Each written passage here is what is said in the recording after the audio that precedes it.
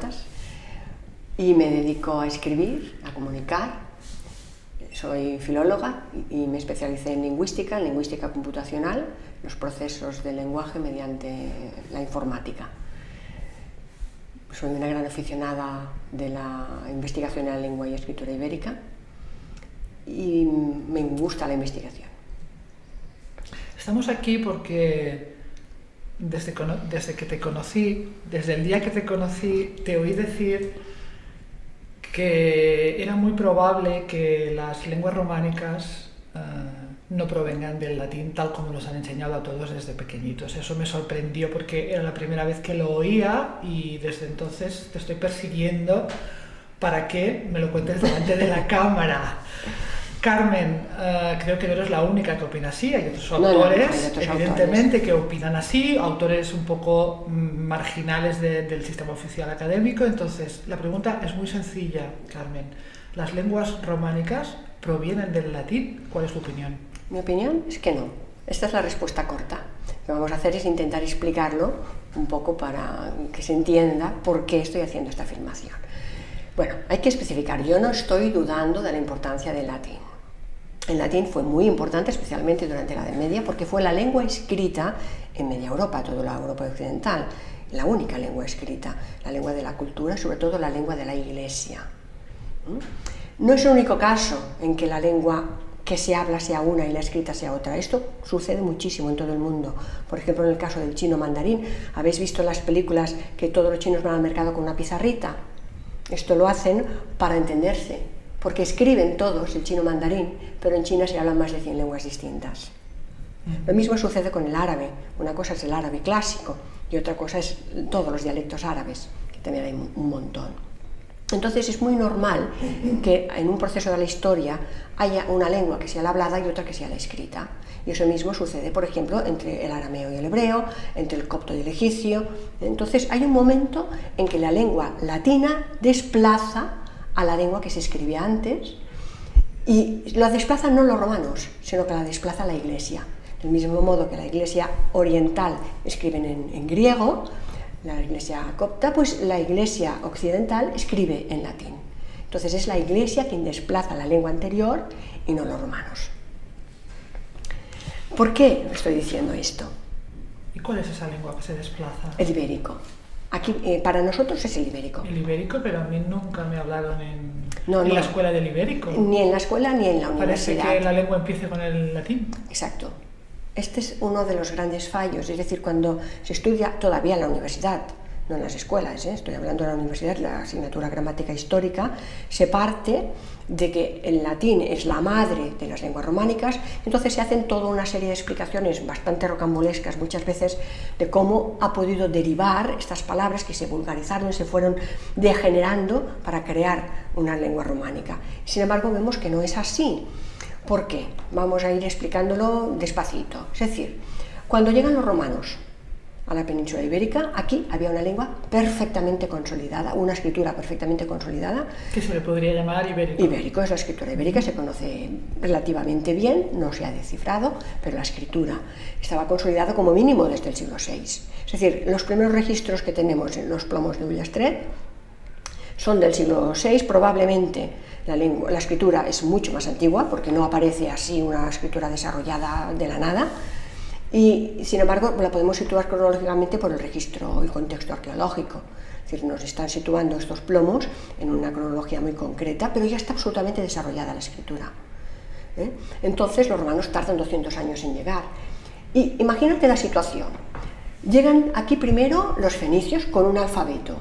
Llegan los griegos con un alfabeto, llegan los romanos con un alfabeto, y sin embargo la población autóctona sigue utilizando el ibérico.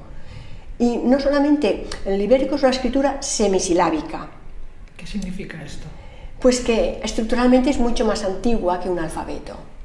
Un alfabeto utiliza una serie de signos para cada una de lo que conocemos por letras, para cada uno de los sonidos de la lengua, y sin embargo la escritura ibérica, que es semisilábica, utiliza un signo para una sílaba, es decir, tenemos un signo diferente para ta, te, ti, to, tu.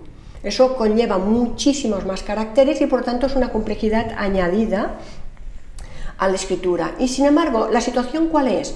Pues que en plena ocupación romana, cuando llegan los romanos aquí, el ibérico no solo no desaparece, sino que de hecho se expande. Tenemos evidencias de escritura ibérica importantísimo en zonas celtibéricas, por ejemplo el bronce de Botorrita y el bronce de Luzaga, entre otros. Son bronces escritos en escritura ibérica en una lengua que supuestamente no es la misma, es una lengua de origen celta. Y eso conlleva dificultades porque no se adapta bien a su fonética. Entonces la pregunta es, ¿por qué se expande la escritura ibérica en plena ocupación romana? Primero, porque es la escritura que se conoce, es la que hay aquí, y eso quiere decir que la gente la sabe leer.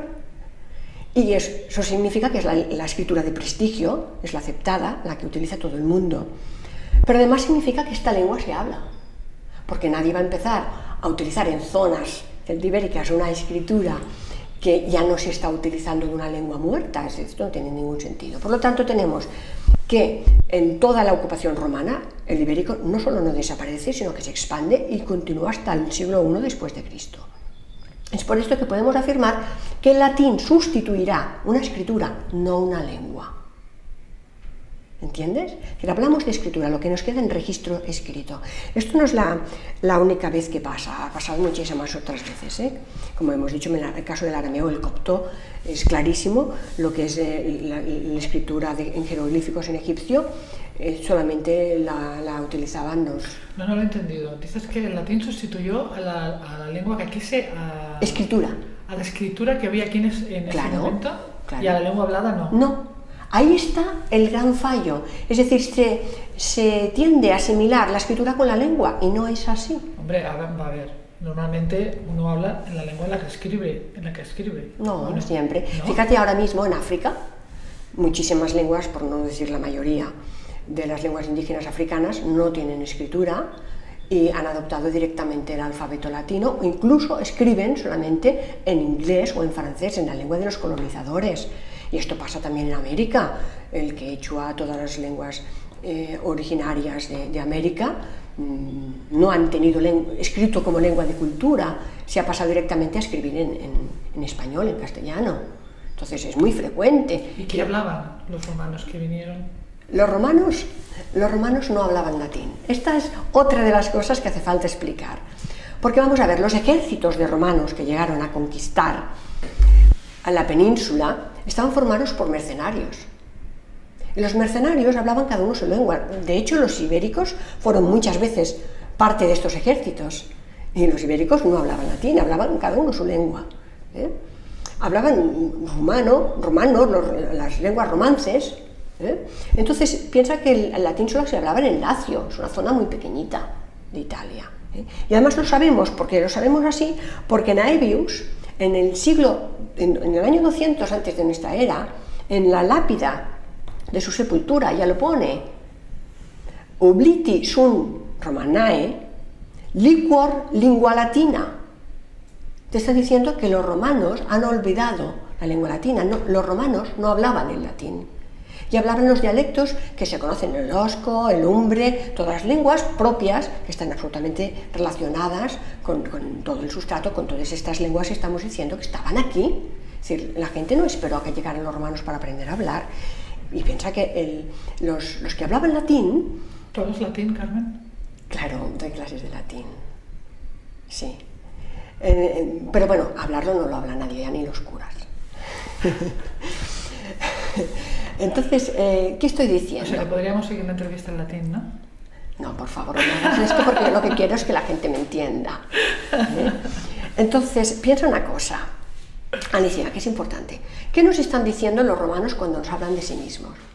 Que tenían instructores, las familias benestantes, las familias poderosas, tenían instructores y que a sus hijos les formaban en latín y griego, las dos lenguas.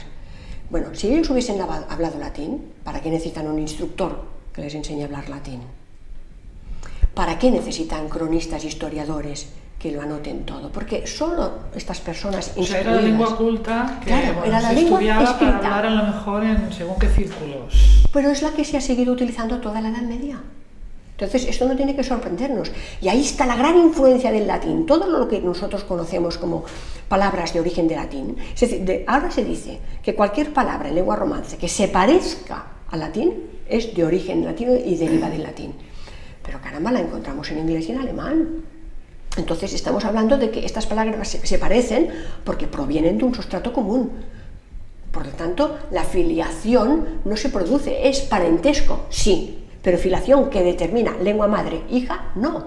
Porque lo que vengo a decir es que las lenguas románicas todas se parecen, pero se parecen tanto, muchísimo más entre ellas que respecto al latín. Y eso es lo que quiero explicar con casos muy concretos. Vamos a hablar un poquito y de forma sencilla de léxico, de sintaxis, de fonética. A ver que yo me termine de aclarar, que para mí es muy difícil. O sea, aquí se habla vamos a llamarle una lengua ibérico, ¿no? Un sustrato ibérico, sí, en la que la gente se entendía, incluso escribía, ¿no? Sí. Vale. Llegan los ejércitos romanos. Sí. Estos ejércitos no hablan una sola lengua, que no es el latín además, sino que cada uno, como bien son gente de diferentes sitios, hablan diferentes... Exacto. Entonces, la lengua que hay aquí obviamente se ve un poco influenciada. Se verá influenciada, sí, por estos romanos, sí, que vienen aquí, ¿no? Y de ahí es donde nace pues el castellano, el catalán, el italiano.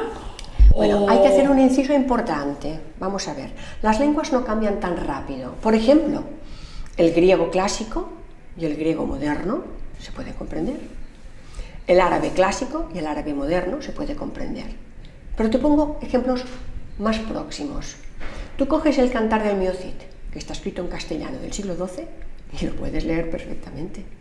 Tú coges a Ramon Llull, el autor catalán que introduce el catalán en la literatura, por tanto es el primer escritor que utiliza el catalán, no solamente el latín y el árabe, y se puede leer perfectamente. Coges los grandes cronistas de las crónicas catalanas que tenemos, el rey Jaume, el Bernat d'Esclot, el Montaner y el rey Pere. Las 4 grandes crónicas de los reyes catalanes están escritas en catalán. ¿Esto qué nos está diciendo? Que realmente las lenguas no cambian, como nos han dicho, en 400 años. Bueno, depende. No, Vamos a ver, puedo decir algo. Cuando se invadió América y llegaron las lenguas de aquí a América, se dejó de hablar. Fíjate lo que me estás diciendo. Has dicho la frase exacta, se dejó de hablar. Una lengua se muere cuando se deja de hablar. ¿Entiendes? Allí se habla la lengua de los conquistadores. Claro, pero fíjate, el español que llegó a América, que de eso hace 500 años, exacto, sigue siendo exactamente español. Ha cambiado poquísimo. Un poquito la prosodia, el tipo de acento, la musicalidad, ¿eh? Pero la lengua no ha cambiado en 500 años. O desaparece la lengua, que la hablan los nativos todavía, supongo, claro, pero no se ha transformado la lengua por el intrusismo de aquí está. España. Lo que vengo a explicar... Ha desaparecido una y ha aparecido otra. Exacto. Fíjate, nadie deja de conjugar los verbos, nadie deja de utilizar el condicional o el futuro, ni pierde los casos por el camino como nos cuentan que ha sucedido. Bueno, yo lo que recuerdo de estudiar latín son las declinaciones. Exacto. ¿Dónde están las declinaciones aquí? Pues mira, esto es un ejemplo clarísimo que nos demuestra que las lenguas románicas no vienen del latín. Precisamente este. ¿Por qué? Porque lo que nos cuenta es que primero la gente dejó de utilizar algunos casos, por ejemplo el genitivo, el dativo, el ablativo, que quedó solamente el nominativo y el acusativo. Bien, entonces durante unos años, claro, la gente no se entendía, porque ¿cómo vas a dejar de utilizar los casos que están marcando la función gramatical de la palabra dentro de la oración?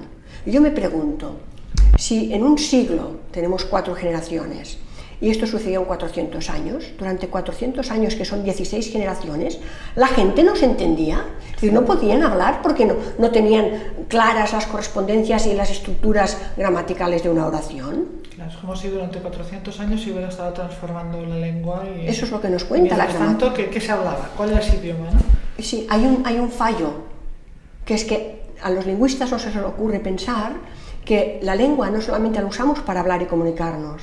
La lengua es la base del pensamiento. Pensamos, el discurso interno funciona con el lenguaje. Entonces es imposible concebir que nosotros durante 400 años no nos entendiéramos. Yo he llegado a leer en libros de gramática histórica de la universidad, no estoy hablando de cuentos para niños, se sigue explicando en la universidad, que la gente llegó a tal grado de vulgarización, por eso se llama el latín vulgar, y de generación de la lengua, que empezaban a usar los gestos para decir que sí, que no, encoger los hombros. Esto está escrito en los libros de la universidad. Porque es la única manera que tienen de explicarse. Claro, ¿cómo pierden los conectores? Pero ¿Cómo? Eso no es ciencia, eso es imaginación. Bueno, sentido común. No, quiero decir, que expliquen esas historias, es decir, como no lo explicamos de otra manera, lo explicamos así. Fíjate, pero... lo más curioso, Alicia, es que esto que se nos vende como vulgarización sucede en todas las lenguas románicas y todas llegan a la misma solución. Es decir, se explica que la tendencia es a simplificar estas declinaciones hasta que desaparecen. Y la pregunta es, ¿por qué el alemán no las ha perdido? Sí, exactamente, el alemán tiene declinaciones. ¿Y el griego? Pero ¿me estás diciendo que el alemán viene del latín? Fíjate una cosa muy curiosa, el latín está justo entre el alemán y nuestras lenguas románicas. Lingüísticamente y geográficamente hay una progresión. Entonces, lo que vengo a decir, y esto es una evidencia, es que no hay una tendencia natural a perder declinaciones por el camino. Esto no se puede justificar así. Y menos que todas las lenguas románicas hayan llegado a la misma solución por vías distintas sin tener contacto. Porque el rumano y el gallego, que no hay contacto alguno, han llegado a idénticas soluciones. Y entonces es ahí donde se nos desmonta. Y si esto ya llama la atención con algunas palabras, como vamos a ver ejemplos concretos ahora, cuando llegamos a la sintaxis es que se nos desmonta completamente la hipótesis de que las lenguas románicas vienen del latín porque no se sostiene, es decir, que la sintaxis no se parece en nada. A ver, ¿vemos algunos ejemplos? Sí, vamos a ver ejemplos muy concretos. Por ejemplo, la fonética.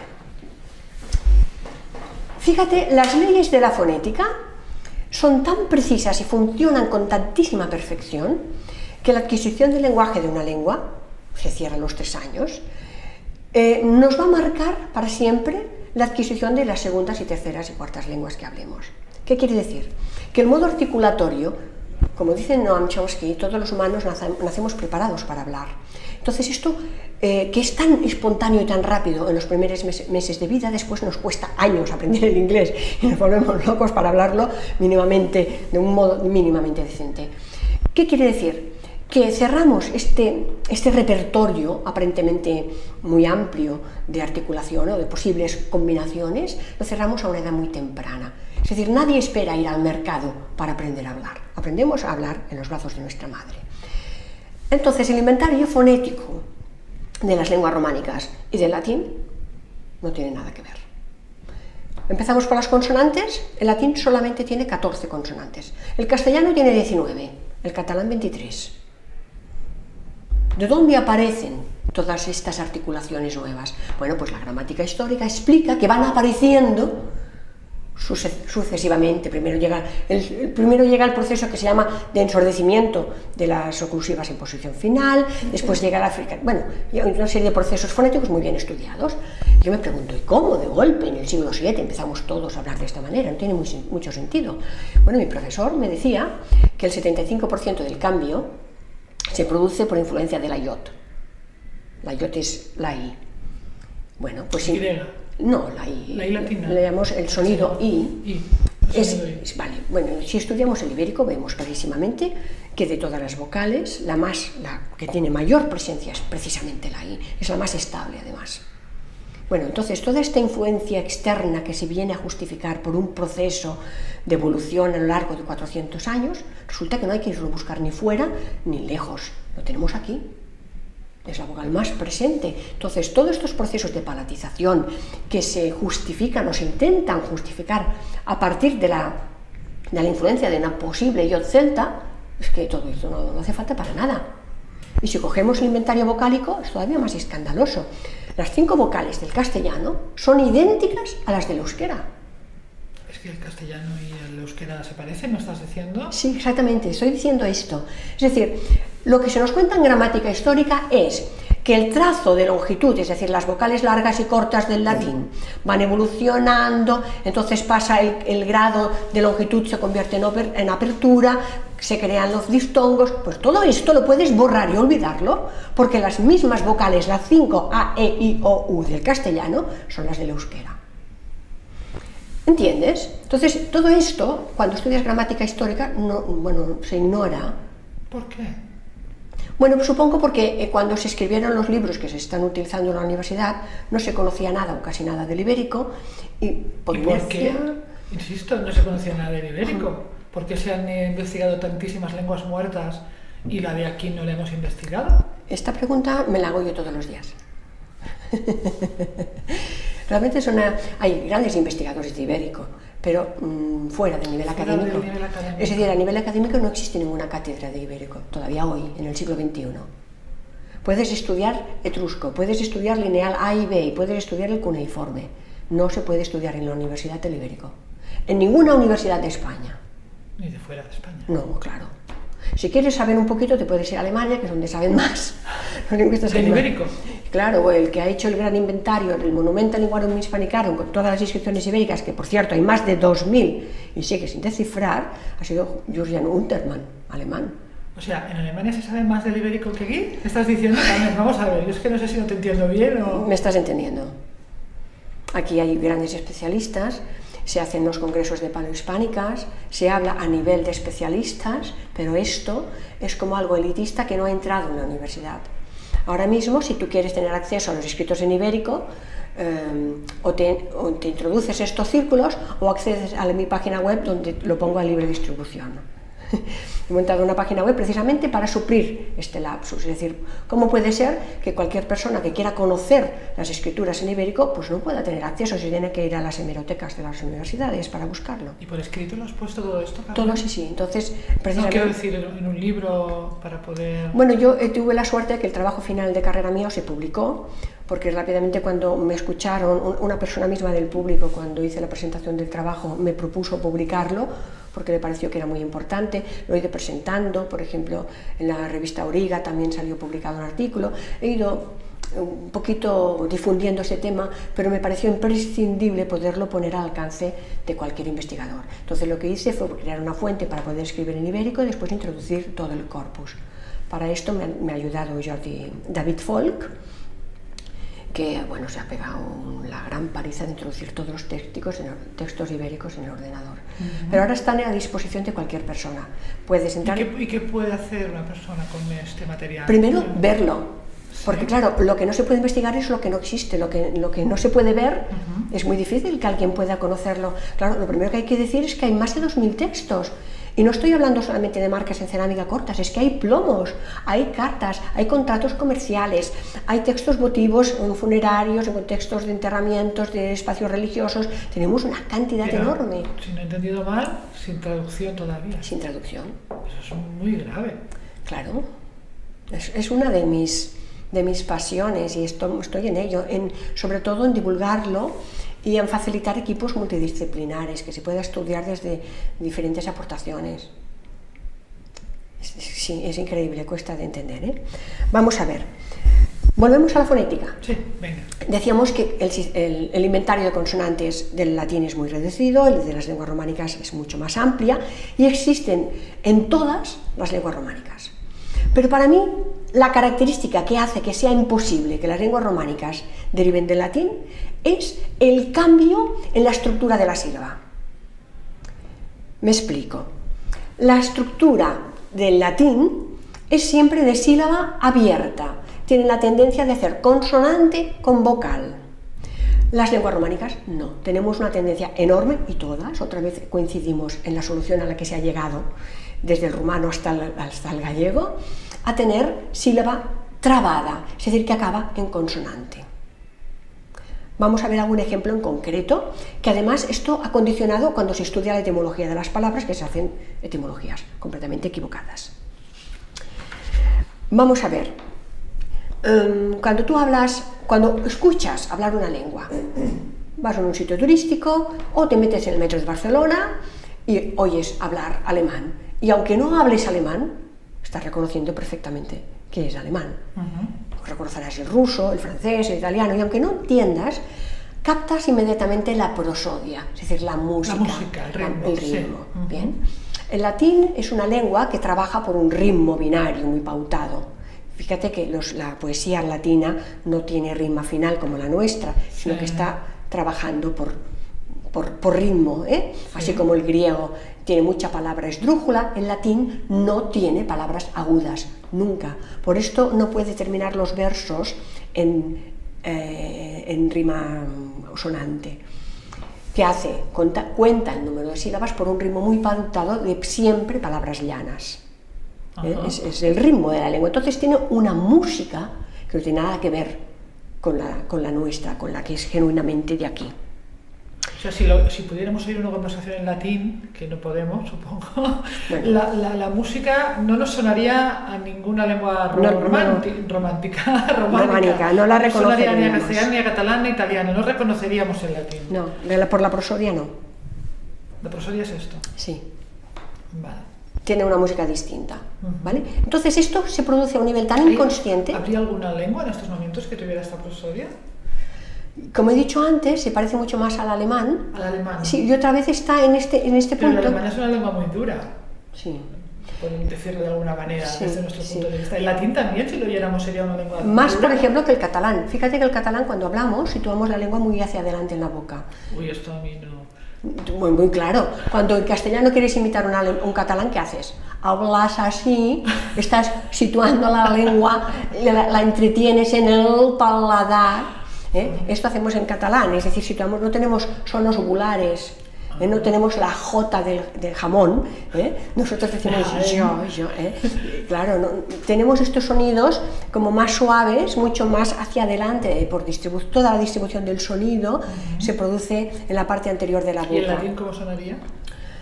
El latín sí que tiene algunas ovulares, pero tiene muy pocas consonantes. Es que claro, es toda la prosodia que es distinta, es ahí donde voy. Es decir, están jugando con la longitud de la vocal, tienen vocal larga y vocal corta, todas las vocales son largas o cortas. Tienen un ritmo binario en la lengua. Binarios. Binario. Suena como muy... Sí, pim, pam, pim, claro, pam. porque fíjate, nuestra lengua, al tener palabras agudas, llanas, esdrújulas, tiene una música muy distinta. Y curiosamente, si vas a Grecia a hacer turismo y oyes hablar el griego, dices, caramba, qué castellano más extraño están hablando, porque tienen exactamente esta musiquita. Es decir, nuestra música se parece... ¿El griego tiene nuestra prosodia? Sí, se parece muchísimo más. Es decir, oyes hablar el griego... A ver si vas a acabar diciendo que las lenguas románicas vienen del griego. No estoy diciendo que vengan del griego, pero sí estoy diciendo que tienen puntos de parentesco importantes. ¿Cómo es? Y tan discutible es que una palabra venga del latín como que venga del griego. ¿Por qué? Porque durante la Edad Media el proceso de creación de palabras, bien sea por derivación o composición, especialmente por composición, se utiliza el griego, que es riquísimo. Es decir, nosotros estamos hablando de ojos y en cambio hablamos al oculista. Estos son palabras que se han formado, son los que conocemos por neologismo, la mayoría a partir del latín y el griego, y evidentemente la influencia es aplastante, porque todo este vocabulario nuevo lo hemos creado con estos métodos, ¿entiendes? Pero sí que tengo que reconocer que la prosodia, es decir, si escuchas el griego, no les entiendes, pero quienes están hablando, te preguntas, ¿están hablando en castellano? Porque la música es muy parecida. Y lógicamente tenemos un ancestro común. Es decir, las hermanas se parecen, ¿de acuerdo? La lengua románica se parecen. Lo que no se parece es la madre. Como para justificar que venimos del latín. Tendríamos que parecernos al latín. Y hemos hablado solamente de fonética. Ahora vamos a pasar a la morfología y la sintaxis. Vamos a ver. Entonces la cosa es más grave. Acabando para acabar, un ejemplo concreto que me has pedido. ¿Por qué hablo de que la coda, es decir, la sílaba, la estructura silábica es distinta? Esta coda silábica trabada o libre. Te pongo un ejemplo muy claro. Cuando se hace etimología, a veces se hace mal, precisamente por no tener en cuenta esto. Por ejemplo, si tú buscas en el diccionario etimológico de dónde viene la palabra esclavo, te dicen, literalmente, que viene de eslavo, porque los romanos hicieron muchos esclavos eslavos. Entonces pienso, Dios mío, la esclavitud creo que es anterior a la romanización, pero ¿cómo se llama esclavo en alemán? Esclave. Fíjate que eslavo y esclavo hay una letra de diferencia que es una C que desaparece. Entonces, al hacer la etimología nos dicen muy en serio que esta C desaparece porque viene de eslavo, ¿vale? ¿Tú crees que un alemán añadirá una C para que se parezca en castellano. Vamos, no tiene sentido. Es decir, que una palabra que ha evolucionado en un lugar tan lejos geográficamente y lingüísticamente lleguen a la misma solución. Pero además un alemán jamás llamará esclavo a un eslavo. Es decir, que la etimología a veces llega, con todos los respetos, al punto del ridículo. Lo mismo pasa con la toponimia. Tenemos Corominas, es el gran lingüista en catalán que ha hecho una enciclopedia alucinante de todo lo que es la etimología de los pueblos catalanes. Sin embargo, tiene deslices. Por ejemplo, l'esquevallirana viene de valeriana. Yo digo, madre mía, que tomaban valeriana todos la gente del valle. Sin embargo, si miras, Irana significa en ibérico valle, la Val d'Aran. Val d'Irana es la Val Arana, es valle. ¿Me entiendes? Es decir, la lingüística, al partir de una premisa, como un axioma inamovible, de que las lenguas románicas del latín intenta justificar a través del latín incluso lo que es injustificable. Si partes de la base de que venimos del latín, ya todo intentas justificarlo y meterlo ahí. Ahí, exacto. Sin plantearte otras opciones. Exacto, es ahí donde voy. Es decir, el caso de Vallerana es clama al cielo. ¿Me entiendes? Entonces, pero esto, bueno, es un puro ejemplo solamente para explicar. Fíjate por qué te pongo el ejemplo de esclavo para hablar de la coda silábica. Porque si me dices, vale, si no viene de eslavo, ¿de dónde viene? Pues si fragmentamos correctamente el sonido y en vez de hacer una sílaba abierta la hacemos trabada, tendremos ex labor. Ex labor, ¿qué es ex? El ex marido, el ex ministro. El que ya no es ministro, el que ha salido del ministerio, o el ex marido ya no es marido, ¿de acuerdo? Ex labor, labor que es el trabajo, pero el labor es el trabajo digno, el que hace la gente importante. Entonces el ex labor es el que está fuera de este trabajo, es el que hace todos los trabajos desagradables, el que hace el trabajo que nadie quiere hacer. Esta es la etimología correcta de esclavo. Pero para eso tenemos que fragmentar correctamente la sílaba. Ex labor. Entiendo. Este es el ejemplo. Venga, mira, quiero hablar del léxico y te quiero poner un ejemplo. Vuelvo, si las lenguas hijas se tienen que parecer a la madre, la cosa que mejor hicieron los romanos fue guerrear. Aquí nos tuvieron 300 años masacrando a la población con las guerras púnicas. Entonces sería bastante lógico pensar que todo el lenguaje relacionado con el campo semántico de la guerra sería absolutamente latino, si fuera verdad que los soldados que vinieron aquí, el ejército, hablaba latín. He traído aquí un libro de Yves Cortés, que también dice lo mismo que yo. Yves Cortés es otro lingüista francés que dice que le funciona bien. Hace muchos años que ya defiende esta hipótesis. Sí, ya está muerto, también se le puede localizar bien por internet, pero no en círculos académicos todavía. Entonces este señor hace este análisis de los campos semánticos y vamos a ver qué pasa con todo el campo semántico de la guerra. ¿Cómo se dice, por ejemplo, tratado? En francés traté, en italiano tratato, en español tratado, en rumano tratat, en latín foendus. ¿Cómo se dice guerra? Guerre en francés, italiano guerra, en español guerra, en latín bellum. ¿Cómo se dice? Desastre. En francés desastre, en italiano desastro, en español desastre, en rumano desastro, en latín clades. ¿Cómo se llama la lucha?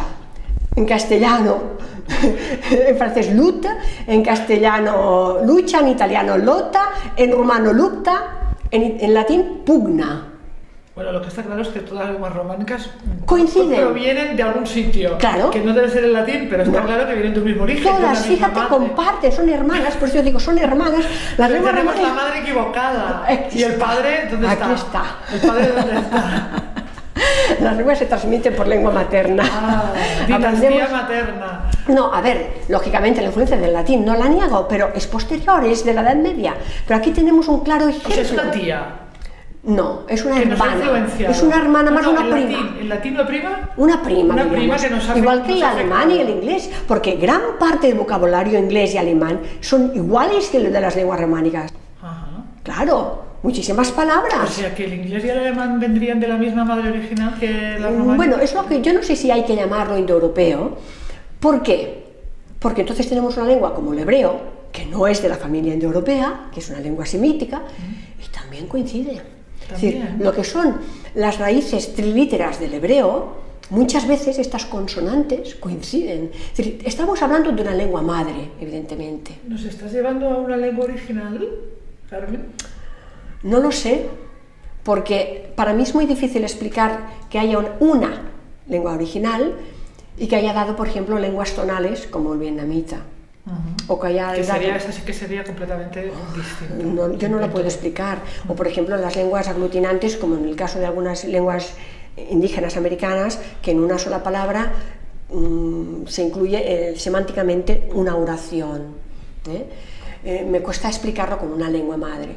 Hay un lingüista que se llama Jaime Martín, licenciado en Filología Románica, que ha estado impartiendo clases durante más de 40 años, está doctorado. Este señor ha publicado ahora en el mes de abril de 2013, es decir, una investigación reciente, de la similitud de más de un 70% entre el euskera y el dogón. Entonces, bueno, él para mí... ¿Y el dogón?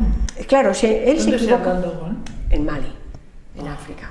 Entonces, para mí tiene un principio equivocado, es decir, él dice que viene del dogón. Yo no creo que venga del dogón, por una razón, y es porque, a ver, por el camino los dogones se han vuelto blancos.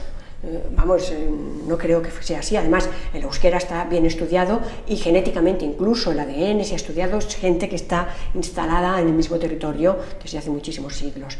Lo que nos está dando una información importantísima, que es que hay un sustrato, hay una lengua madre ahí común de la que parten muchísimas otras, y ahí estaría no solo el dogón, estaría el berber, el tamazic, es decir, otras lenguas que tienen estructuras muy similares o como mínimo que hay un parentesco. Entonces, el latín sería una lengua con parentesco, pero lógicamente no puedes explicarla como filiación, es decir, no podemos decir que las lenguas románicas son hijas de una madre que es el latín, porque se nos cae, se nos destruye. Bueno, hay más ejemplos aquí, por ejemplo tendríamos otros ejemplos de todos campos semánticos distintos, el de la familia, muchos en que vemos clarísimamente que el latín precisamente es el que se desmarca. Es distinto, no las lenguas románicas entre sí. Tenemos, por ejemplo, el casco, el huérfano, el golpe, el galope, la matanza, la maza, el esclavo que hemos dicho, que en latín era servus. Es decir, la etimología, fíjate en el caso que he puesto de esclavo, se hace venir de eslavo, cuando esclavo en latín se llamaba servus. Claro. Más claro el agua. Bien, pasamos a la morfología rápidamente para no aburriros. Deciros que el latín no tiene artículo. Todas las lenguas románicas lo han desarrollado. ¿El latín no tiene artículo? No. Ah, pues nos lo inventamos, ¿no? Pero el camino bueno, no te hacen decir. La explicación ¿no? oficial es que viene. Ni demostrativo ni de ningún tipo. Bueno, tiene algunos demostrativos, entonces te dicen que el artículo viene de una reducción de ilus y la ilum. Ilet y la ilum, entonces esta es la explicación oficial que se sigue dando en los libros de gramática histórica. Pero si fuera el único caso, te diría que vale. Pero entramos en los pronombres. Las lenguas románicas, y también todas, coinciden en que los pronombres se utilizan con preposición. En latín no. Ajá. Tenemos también unos pronombres muy interesantes, en castellano no existe, pero sí en catalán y en francés, que son el i y el en, yo y vaig, yo en vinc, je vais, je en viens, que no existen tampoco en latín, también los encontramos en griego, por cierto. Ni en castellano. No, en castellano en este caso no están. Piensa que el castellano también tiene una influencia enorme del árabe. Del árabe. Aquí estuvieron 800 siglos y a pesar de todo no hablamos árabe. Y también tengo que decir que los mozárabes, que nadie sabe muy bien lo que es porque se habla de los mozárabes para justificar todo este periodo del que no sabemos nada hasta que no se puede hablar propiamente de lenguas románicas. Desde que dejamos de hablar del ibérico se habla de mozárabes. Coges el mozárabe y lo puedes leer perfectamente. El mozárabe es lengua románica. ¿Ah, sí? Sí, se entiende muy bien. Tiene influencia del árabe. El castellano tiene un 20% de palabras, no estructura, que es ahí donde vamos. La estructura profunda, lo que es la morfología, la sintaxis, no se puede traspasar de una lengua a otra porque es el sistema de conexiones neuronales que utilizamos para los procesos. De conexión mental, de alguna manera. Exactamente. Piensa que nuestra lengua Puedes añadir palabras, quitar palabras, algunas y no todas. Algunas, y no todas, y ahí pero vamos. La base, el esqueleto, digamos, es lo que no puedes no puedes modificar. Luego ya es otra lengua. Exacto. Y eso es importantísimo esto que acabas de decir, porque mira, el castellano, el catalán, las lenguas románicas, son de núcleo verbal. No podemos construir una oración sin verbo. Y la información está en el verbo. Sí. El inglés, ¿no? El inglés es una lengua de núcleo por satélite. Me explico. Que ya te veo la cara. Por ejemplo, nosotros hablamos de entrar, subir, bajar. Cada vez necesitamos un verbo muy específico para indicar el movimiento. Un inglés dice get, get in, get off, get through. ¿Entiendes? Get up, get down. La información está en el satélite, en la partícula que añades a este verbo. Vale, los famosos verbos, ¿cómo se llaman? ¿Modales? Los phrasal verbs. Los phrasal verbs, vale.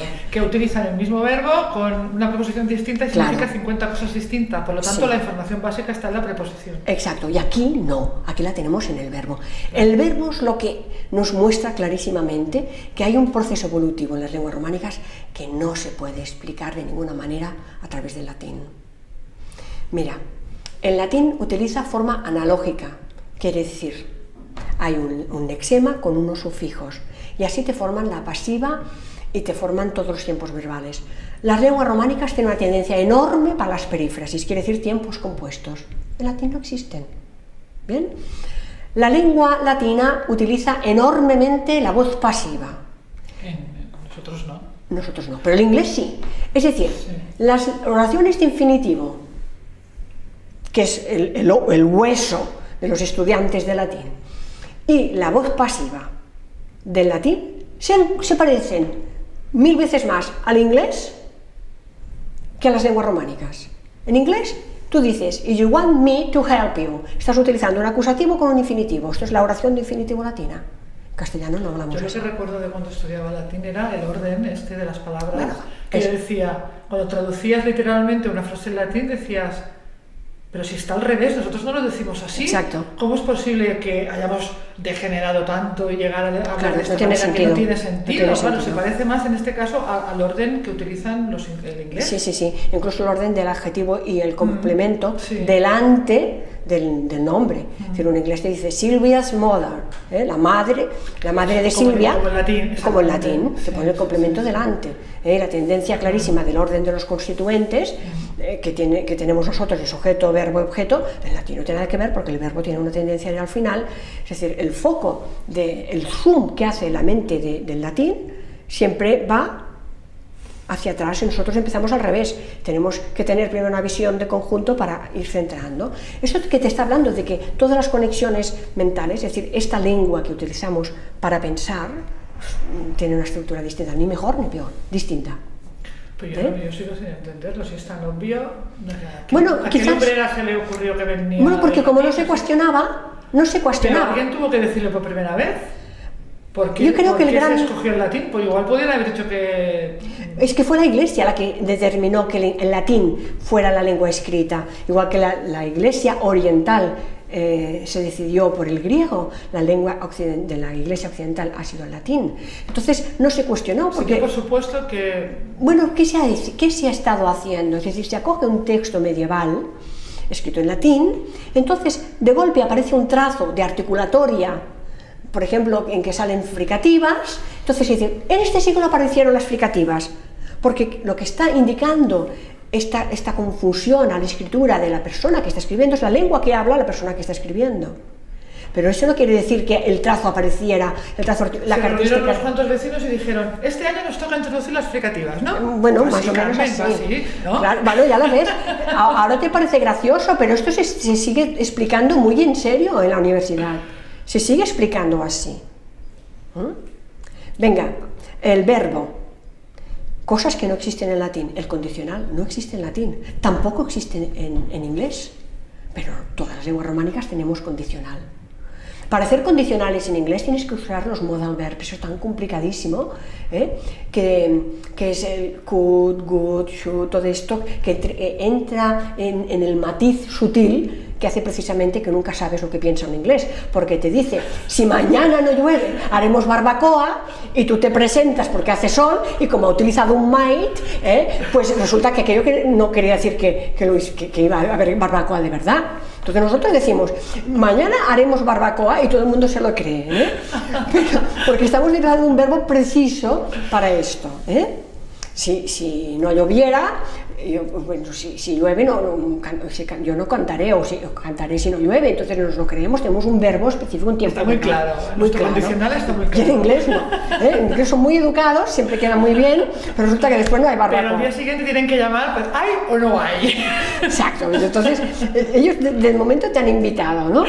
Bueno, esto es una broma, pero sí que es claro que, por ejemplo, la formación del futuro, nosotros formamos el futuro a partir del infinitivo. En latín no, se forma con un sufijo, el vir para la primera persona vo, pero otra vez coincidimos con todas las lenguas románicas. Es decir, podría ser una deformación que hemos hecho aquí, porque la explicación que se da es que se forma a partir del infinitivo más. Bueno, si se forma a partir del infinitivo más, estamos yendo a las perífrasis, que es el modo por antonomasia que tenemos los de las lenguas románicas para formar los tiempos verbales. Nos encantan las perífrasis verbales, ¿eh? Esto es propio de las lenguas románicas, no precisamente del latín. Más los nombres, la formación del plural. El latín cada declinación forma el plural de una manera diferente, las lenguas románicas no. Tenemos claramente una formación de plural en las lenguas occidentales, por ejemplo el castellano, el portugués, el catalán, y el francés el plural en S, que qué casualidad es como lo forman los ingleses. Sin embargo, las lenguas orientales, como son el rumano y el italiano, los forman con I o con E. Eso tampoco se parece al latín. Un poquito se parece el italiano más al latín en este aspecto por proximidad, pero es otro trazo diferencial. Y el otro más importante es el género. Las lenguas románicas no tienen género neutro, pero otra vez lo encontramos en alemán. Es decir, el alemán, por proximidad lingüística y geográfica, se parece más al latín que las lenguas románicas. Tienen todas las declinaciones, tienen el género neutro. No lo tenemos en ninguna de las lenguas románicas, solamente nos queda un pronombre neutro. Es decir, nosotros tenemos otras tendencias, pero es otra vez la casualidad de que todas las lenguas románicas se parecen. Bueno, cuando llegamos a los adverbios, la cosa ya cada vez cuesta más de explicar. Piensa que en latín, es decir, lo que nos dice en gramática histórica, cuando estudiamos esta evolución, porque claro, se da por supuesta que las lenguas románicas proceden del latín, lo que no se puede explicar es que no haya ni uno de los conectores latinos en las lenguas románicas. De hecho, si hablamos de las tres categorías que no tienen flexión, es decir, estamos hablando, hasta ahora de morfología hemos hablado de artículos, de sustantivos, hemos hablado de verbos, pero ahora llegamos a las categorías fijas, que son adverbios, preposiciones y conjunciones. En una lengua podemos crear nombres nuevos. Por ejemplo, sale un personaje que se llama Jordi Pujol y podemos crear el pujolismo. Podemos inventar nombres y adjetivos y podemos incluso inventar verbos, por ejemplo, formatear. Ahora con la informática pues se están inventando, necesitamos vocabulario nuevo y esto es muy productivo. En la lengua tenemos recursos para inventar palabras nuevas, pero las categorías cerradas, las fijas, no son cerradas. No podemos inventar preposiciones, adverbios y conjunciones. Y además son las imprescindibles en una lengua. Entonces, la gran incógnita es cómo es que ni una sola de las conjunciones latinas y de todos estos conectores latinos se han trasladado a las lenguas románicas. ¿Alguna conjunción Mira, latina? las únicas que se mantienen son et, que es i, nec, que es ni, aut, que es o, si, que es el condicional si, y el quid, que pasa que. Son las únicas coincidentes, pero todo el resto. Nosotros tenemos una clara tendencia a la locución, otra vez, a pesar de, por supuesto, sin embargo, todas estas conjunciones que relacionan la frase principal con la subordinada, en latín no existen. Y ahí es donde se nos desmonta completamente el esquema. Y ya te he dicho que yo muy seriamente he leído en libros de gramática e historia que dicen esto, que claro, como se degeneró tantísimo la lengua, se gesticulaba. Entonces yo quiero decir, no obstante, oye, te voy a dejar mi libro, no obstante con un gesto. Pues, no sé, vamos a empezar a inventar. Realmente esto es serio, ¿eh? Mira, en el siglo XIX... ¿Tú crees? En el siglo XIX toda la población, el 90% de la población era analfabeta y conjugaban perfectamente los verbos. Es más, tenían un lenguaje muchísimo más rico que el que tenemos nosotros.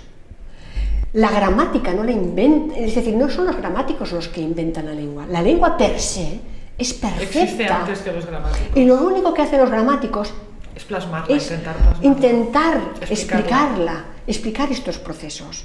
Pero te vas a cualquier país más recóndito en la selva del Amazonas y utilizan perfectamente la lengua, la gente no está gesticulando. Esto lo explicaremos en otro vídeo, Carmen, hablando del origen de la lengua y todo esto, que sé que también te apasiona. Sí, el origen del lenguaje es para mí una auténtica pasión, porque la lengua es tan perfecta que no puede ser construcción del azar, tal como nos han explicado. Realmente estoy convencida absolutamente que no ha sido así.